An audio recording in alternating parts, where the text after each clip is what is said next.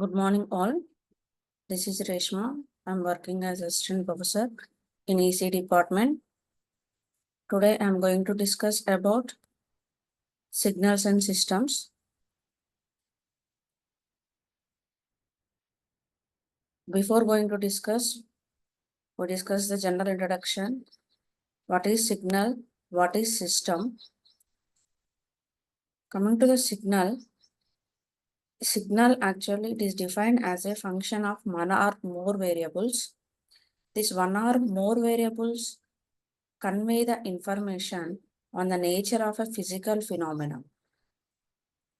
Coming to the examples of a signal, heartbeat, blood pressure, temperature, vibration. In electrical manner, we can define the signal as V of t, I of t, X of t. Here the signal is a function of one or more independent variables which carry the information from one place to another place represented by V of t, I of t, X of t.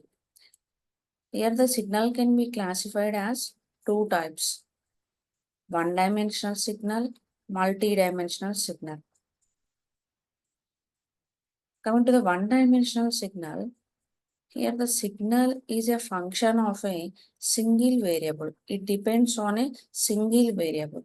For example, speech signal. It depends on a single variable and it is called a one-dimensional signal. Coming to the multi-dimensional signal, here the signal is a function of two or more independent variables. Those signals are said to be multi-dimensional signals. Multi-dimensional signals examples are image. These are the two classifications of signals. Now coming to the system is an entity or operates which takes the input and performs some operation on the input and produces certain outputs. Here the system is defined as entity or operator that manipulates one or more signals to perform certain function. So there produces new signals. We can apply some input signal as input to the system and we can get another signal as output. General systems are communication system, automatic speaker recognition system, aircraft landing system. These are certain examples for systems.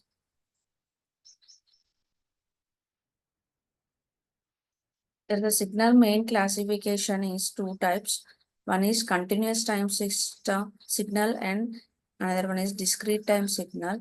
Continuous time signal is also said to be analog signal which vary continuously with respect to the time. It is continuous in nature. Continuous time signal can be defined at any instant of time. At any instant of time that exists certain amplitude.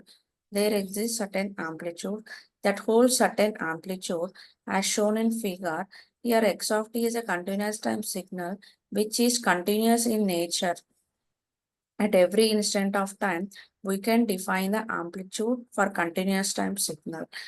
Another classification is discrete time signal is x of n. Continuous time signal is denoted by x of t. Discrete time signal is denoted by x of n. The discrete time signal is continuous in nature but discrete in time. Discrete time signal can't be defined at every instant of time. It varies, unlike the continuous time signal.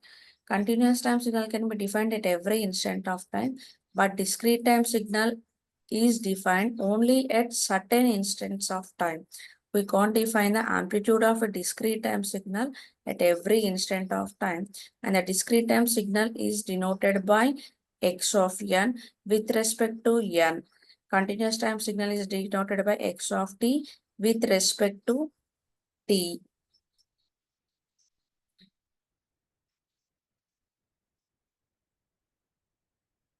Here the continuous time signal can be converted into discrete time signal by the process of sampling, where x of n is a discrete time signal. It can be denoted by x of nt after performing the sampling, where n equals to varies from 0 plus or minus 1 plus or minus 2. Means at this instant of time, the discrete time signal can be defined. At the remaining instance of time, we can't define the discrete time signal. There are certain requirements for performing the sampling. For performing the sampling rate Fs should be greater than or equals to 2 fm. Fs should be greater than or equal to 2 fm, where fm is the frequency of a continuous time signal or analog signal. The sampling frequency must be greater than or equals to twice the frequency of the continuous time signal, which is called a Nyquist rate. If Fs is less than 2 fm, there is a possibility of overlapping of high frequencies and low frequencies, which is called a aliasing effect. And these are the main requirements for sampling. The sampling rate must be greater than or equals to 2 fm, which is also called as a Nyquist rate. Fs equals to 2 fm is called a Nyquist rate.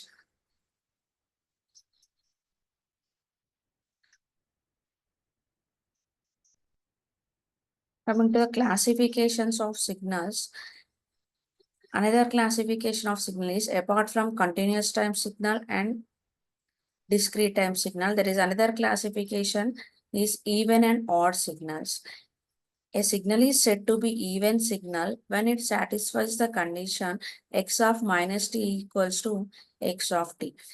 If this condition is satisfied, this signal is said to be even signal. If it is a continuous time signal, the condition for even signal is x of minus t equals to x of t. If it is a discrete time signal, the condition to be even is x of minus n equals to x of n. The same way, a signal is said to be odd signal if it satisfies the condition x of minus t equals to minus x of t for a continuous time signal. And a signal is said to be odd signal if it satisfies the condition x of minus n equals to minus x of n. The examples for even signal is cos theta. Cos of minus theta becomes equals to cos theta. Hence, the cos theta signal is said to be even signal.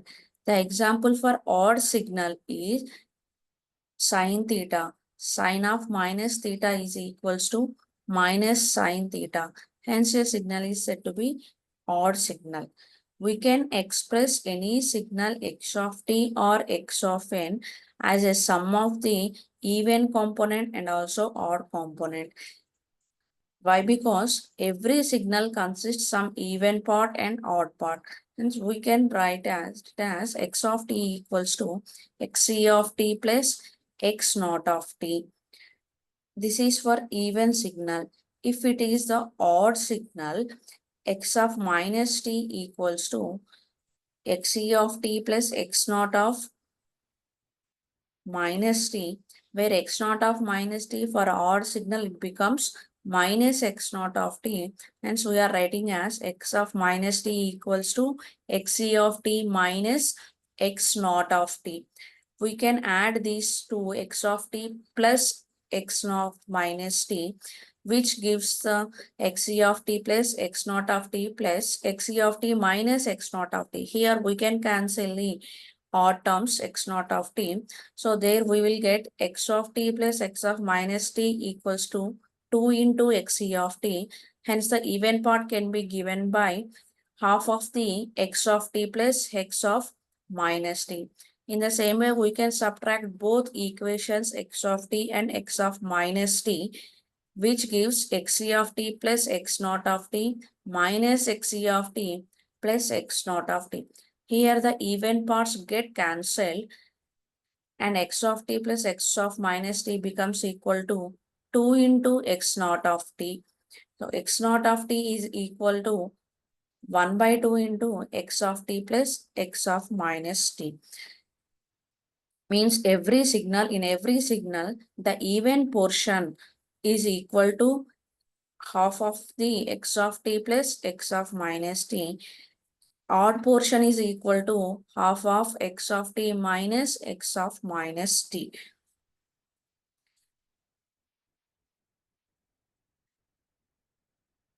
Another classification of signal is periodic signal and non-periodic signal.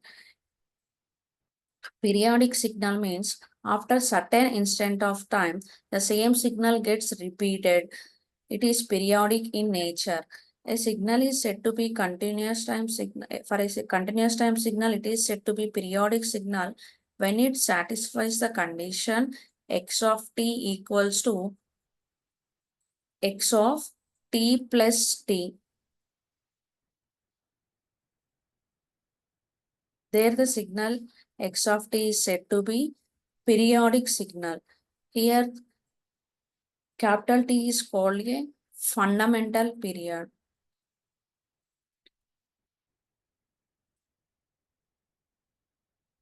Here the fundamental frequency is equal to 1 by T naught, where the frequency is inverse of the time. Fundamental frequency denoted by F naught, and it is equal to 1 by T naught. And the units for this is cycles per second or hertz we can denote. Coming to the angular frequency, it is denoted by omega naught, that is equal to 2 pi by T naught, and the units for angular frequency is radians per second. After capital T time, again we will get a x of t signal only. In the same way, a discrete time signal is said to be periodic signal when it satisfies the condition x of n equals to x of n plus n. Here capital N is called a fundamental period. So the fundamental period f naught can be given by 1 by n naught, and the units for f naught is cycles per sample. Omega is denoted by 2 pi by n, and the units here it is radians per sample. If the units of n is designated as dimensionless, here we can give the units simply radians. Here one important point is a sample continuous periodic signal may not be discrete time periodic. Any condition, addition of two periodic continuous time signals resulted must be periodic. Two signals can be periodic, but the sum of the two periodic continuous time signals may be periodic or may not be periodic. Another classification of signal is deterministic and random signal. And the deterministic signal means there is no uncertainty with respect to its value at any time. So it is completely specified at any time. It exhibits no uncertainty. A signal exhibits no uncertainty with respect to its value. At any time, it is completely defined. We can define a certain signal irrespective of the time. That signal is said to be deterministic signal. Some signals can't be defined at certain instance of time, means it exhibits uncertainty before it occurs. Those signals are said to be random signals. This random signal example is thermal noise. We can't define the noise variation with respect to the time. Examples for deterministic signal is some sine signals or cos signals. We can define the some sine signal or cos signal at any instant of time. These exhibits no uncertainty. There is no uncertainty in deterministic signals. These are completely defined and specified at any instant of time. But the random signals can't be defined or specified at any instant of time. They exhibit mostly uncertainty before it occurrence. Here the example is noise signals. One more classification of signal is energy and power signal. For a continuous time signal, energy can be calculated as integration minus infinite to infinite x square of t dt. And for a continuous time signal x of t, power can be calculated as limit t tends to infinity 1 by 2t integration minus t to t x square of t dt. By using these formulas for any signal, energy and power can be calculated. A signal is said to be energy signal when its energy is finite.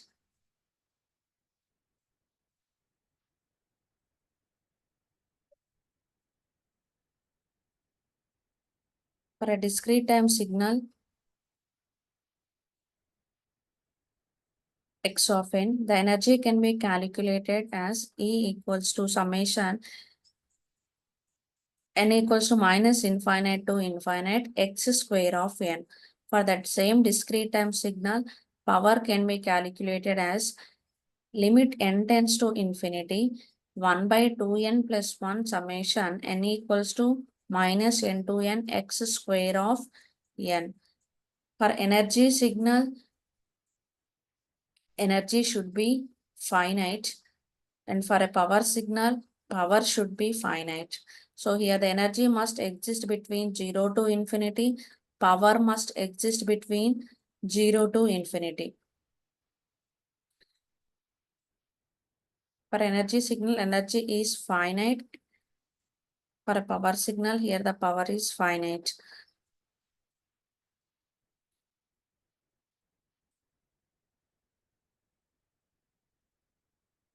One more main classification of signal is analog signal and digital signal. Analog signal is continuous time signal or continuous value signal. It is continuous in time and amplitude. It varies with respect to time in a continuous manner. Here the example we shown is some amplitude modulated signal as a continuous signal. We can take the discrete samples, means which are defined at discrete instance of time, shown in the figure as x of n with respect to n. Here the continuous time signal is converted into the discrete time signal by the process of sampling. Here the discrete samples can be assigned with the nearest digital level in the third figure by the process of quantization. Here the discrete time signal is actually continuous in amplitude but discrete in time. Here this signal is converted into continuous time and discrete valued signal in the third figure. In the fourth figure, again it converted into digital signal by the process of encoding. So means here the digital levels are assigned with the group of bits which are called the code words. The group of bits may vary from 1 to 16 or 32 different depending on different source encoding methods. If the source encoding method is PCM, here the digital level is encoded with the group of 16 bits or 32 bits or 8 bits. If the source encoding method is DPCM, here the digital level is assigned with some reduced number of bits compared to the PCM. There the different bit only transmitted in DPCM. If it is delta modulation in the source encoding method, the nearest digital level is assigned with single bit either 1 or 0. In adaptive delta modulation, the digital level is assigned with the single bit only 1 or 0, which in turn reduces the bit rate. Comparing all source encoding methods, PCM, DPCM, DM, ADM, the bit rate for DM and ADM is less compared to the PCM and DPCM.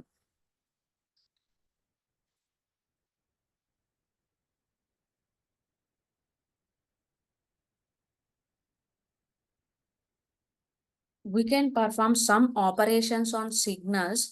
The operations on signals are amplitude scaling, addition, multiplication, differentiation, integration, time scaling, time reversal, time shifting, and combination.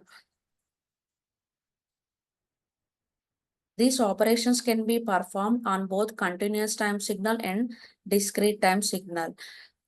The amplitude scaling operation for a continuous time signal x of t is given by C into x of t. The signal x of t is multiplied by some scaling factor C. Hence, the resultant signal is denoted by y of t. So, y of t equals to C into x of t. In the same way, for a discrete time signal x of n, the amplitude scaling operation gives another signal y of n, which is denoted by C into x of n. X of n signal is multiplied by some scaling factor C, which gives another signal y of n, given as C into x of n. The next operation is addition operation. The addition operation can be performed between the two signals. We can consider some two signals x1 of t and x2 of t, and we can add two signals x1 of t and x2 of t, which gives the summation of signals x1 of t plus x2 of t gives the another signal y of t. So given by y of t equals to x1 of t plus x2 of t. In the same way, two discrete time signals x1 of n and x2 of n can be added, which gives the another signal y of n, that gives the x of n plus x2 of n. Another operation is multiplication signal.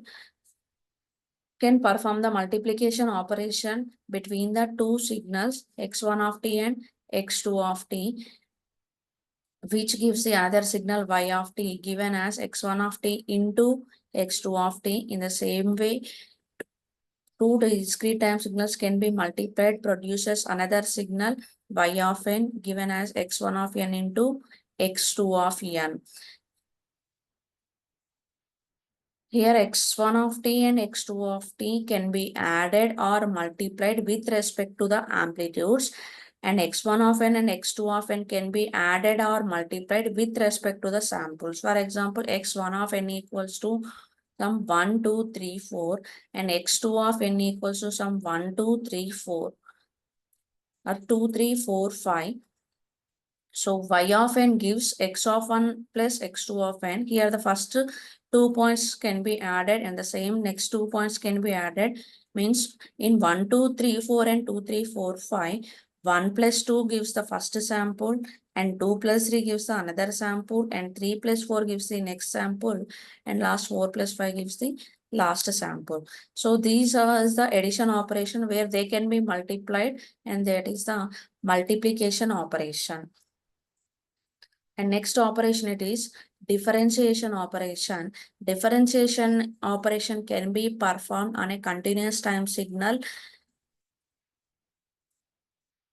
x of t, and it cannot be performed on a discrete time signal. The differentiation of x of t operation is d by dt x of t produces another signal y of t.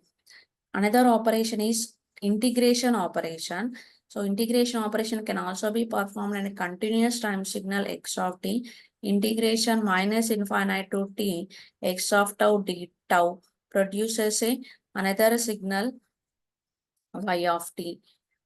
Here the integration operation can also be performed on a continuous time signal, not a discrete time signal.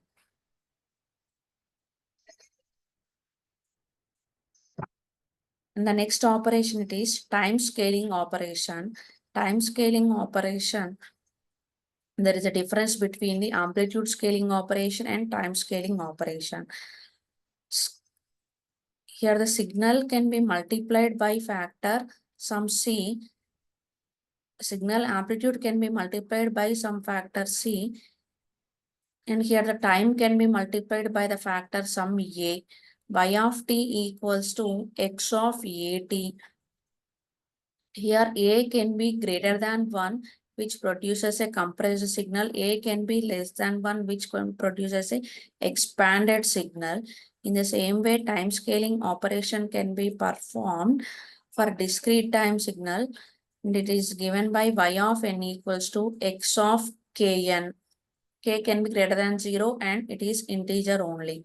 And the next operation is time reversal operation. Time reversal operation means t can be replaced by the minus t and n can be replaced by the minus n. So x of minus t gives another signal which is here denoted as y of t, and x of minus n is again a reversal signal which is denoted as y of n.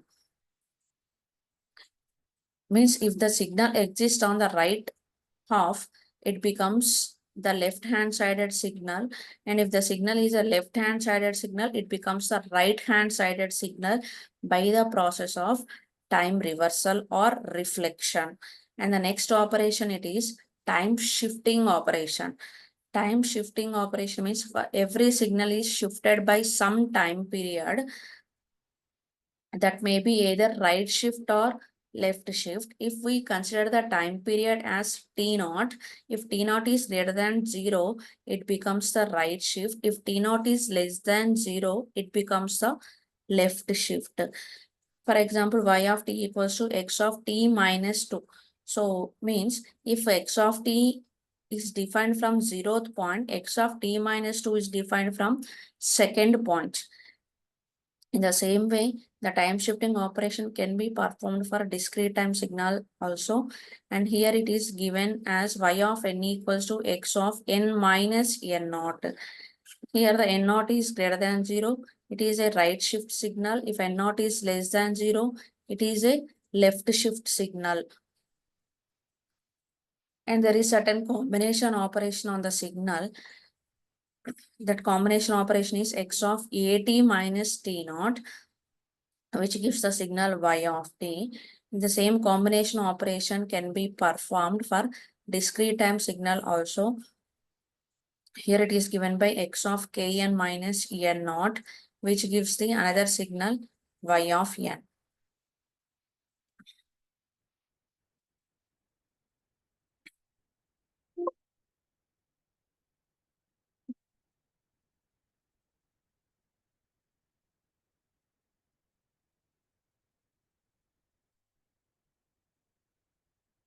Here certain example of a signal y of t equals to x of 2t plus 3.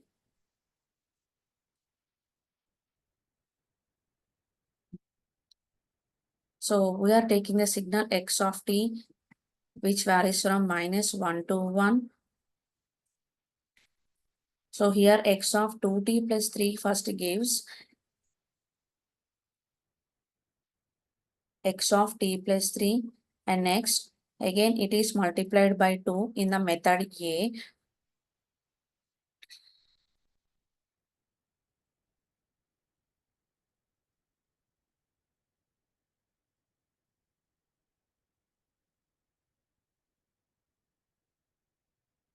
In the method B,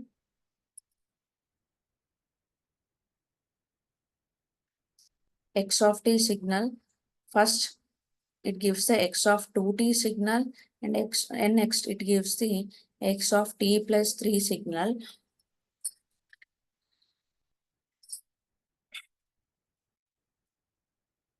So we can perform here the operation.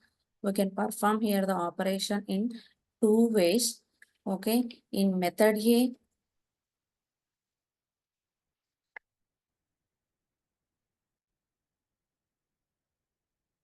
the signal which varied from minus 1 to 1, it is shifted to minus 2 to minus 4.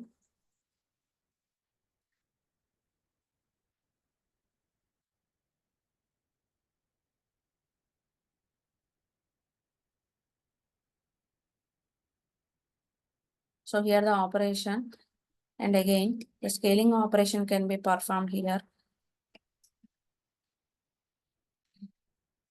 that is y of t equals to x of 2t. In method B, x of t defined same minus 1 to 1.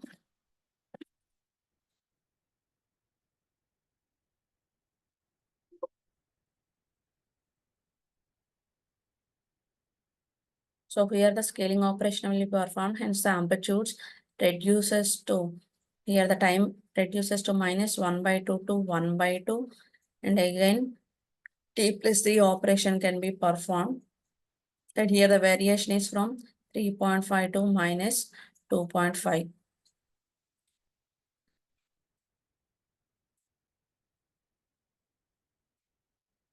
Another classification is exponential or sinusoidal signal. Exponential signal, it is given as x of t equals to b some constant into e power at. That may be a decaying exponential or growing exponential. If a is less than 0, it is a decaying exponential signal. If a is greater than 0, it is a growing exponential signal. If a equals to 0, it is a simple DC signal. In the same way, discrete time signal x of n is given as b into r power n. Here r varied from 0 to 1. It is a decaying exponential. R is greater than 1. It is a growing exponential. If r equals to 1, it is a DC for discrete time signal. And the next classification is sinusoidal signal. For a sinusoidal signal, if a continuous time signal, it is given as x of t equals to a cos of omega t plus pi. And for a discrete time signal, it is given as x of n equals to a cos of omega n plus phi.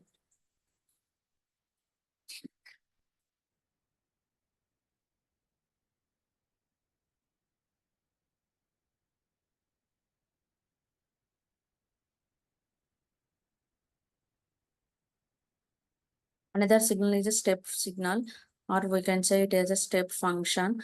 For a continuous time signal, it is denoted by u of t, and it is 1 for all the time. It is given as u of t equals to 1 for t greater than 0, and u of t equals to 0 for t less than 0. For a discrete time signal, it is denoted by u of n equals to 1 for n greater than or equals to 0, 0 for n less than 0.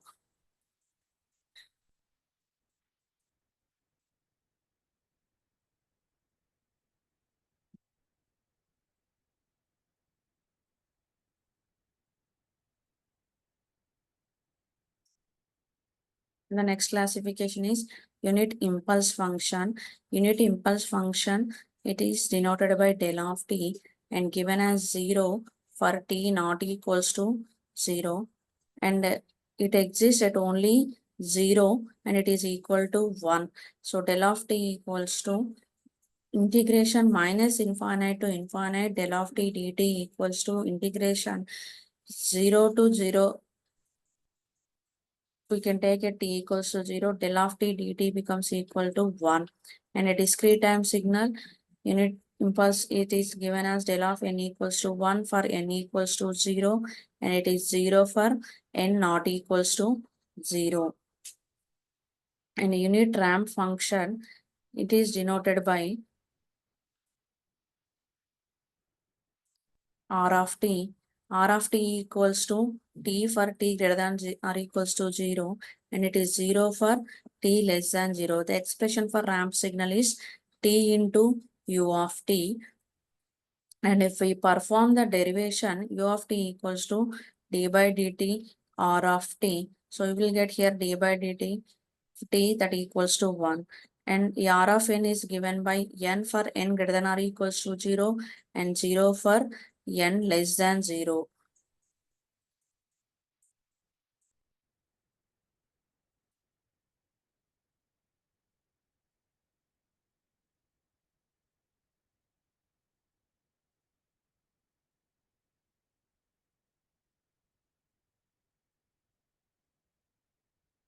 Here coming to the system. System is an entity or operator, okay, which takes the input and performs some operation and produces certain output. For a continuous time system, input is x of t and output is y of t. For a discrete time system, input is x of n and output is y of n.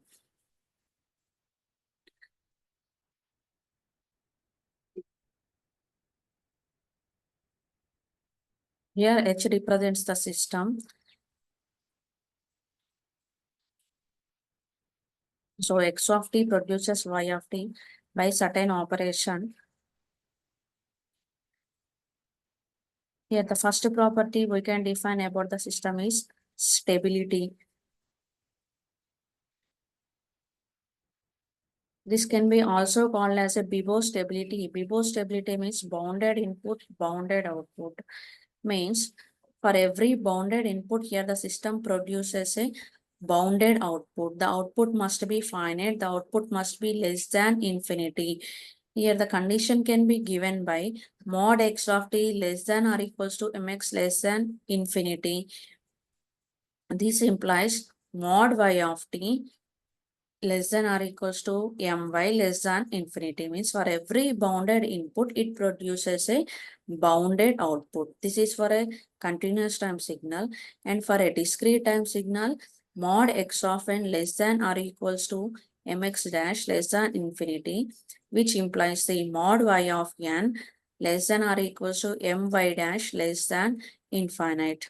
For every bounded input, it produces a bounded output.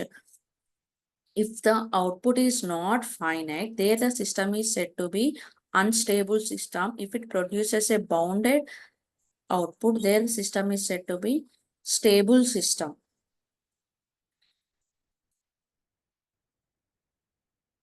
Another classification of system is static or dynamic system, or we can call it as a memory or memoryless system. For a memory system, the present output value depends on future or past input. And the example for memory system here, it is given by y of t equals to 5 into x of t plus integration minus infinite to t x of t dt for a continuous time system. Here, the output, present output y of t, it depends on the future or past input. And coming to the memoryless system, the present value depends on the only present input. The example here, it is y of n. For a discrete time system, it is given by x of n plus x square of n. Whereas it is memory system, depends on both past and also future. Y of n equals to summation m equals to n minus in 5 to n plus 5 x of n. So here minus y means past input and plus y means future input. Here the output depending on both past and future inputs. But coming to the memoryless system, here it is given by y of n equals to x of n plus x square of n, means it depends only on the present input. Another classification is causal and non-causal system. Causal system, present output depends on present and past values of a system. A system is said to be causal where the present output depends on both present or past values of input. And a system is said to be non-causal system if the present output depends on the future value of input. Here the memoryless systems are causal systems, but the causal system not necessarily be memoryless. Another classification of system is time invariant system.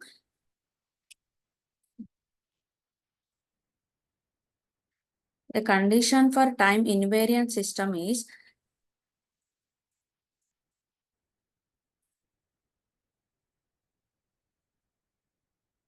x of t minus t naught produces y of t minus t naught, and x of n minus n naught produces y of n minus n naught.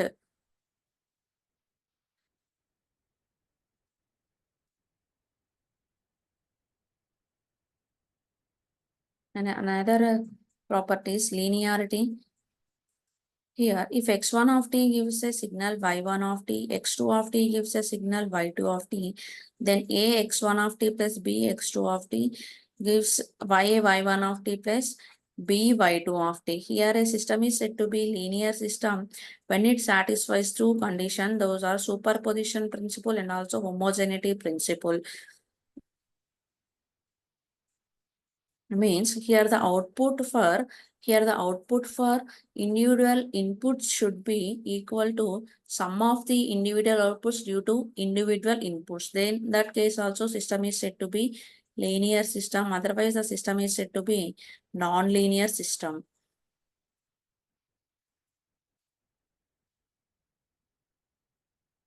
Another property is invertibility property.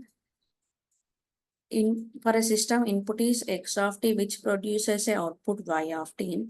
If we perform whatever the operation held in transformation of x of t to y of t, the reverse operation if we perform, okay, it again gives the original input.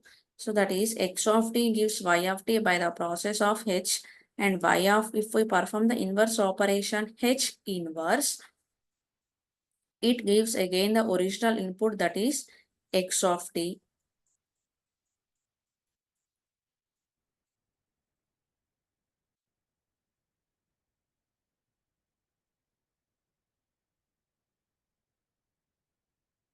So we can connect the systems here. The systems can be interconnected in two manners. One is cascade manner, another one is parallel manner. If the systems are connected in series connection, that is said to be series interconnection or cascade interconnection. Here in the cascade interconnection or series interconnection, the output of system 1 will be applied as input to the second system, and system 2 produces a different output. Okay, in the parallel interconnection, the input is common but common for all systems. For system 1 and system 2, input is common, and we can take the output, individual outputs, and we can sum the individual outputs and we can get the total output. In the series connection, we can get the output from system 2 only. In the parallel connection, the output is the sum of the both systems outputs.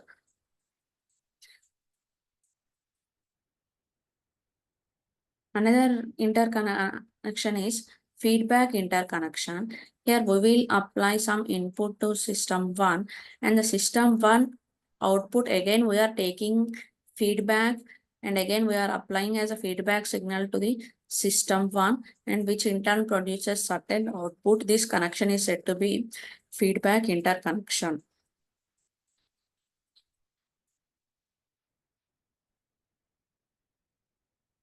Here this is the introduction about different signals and systems.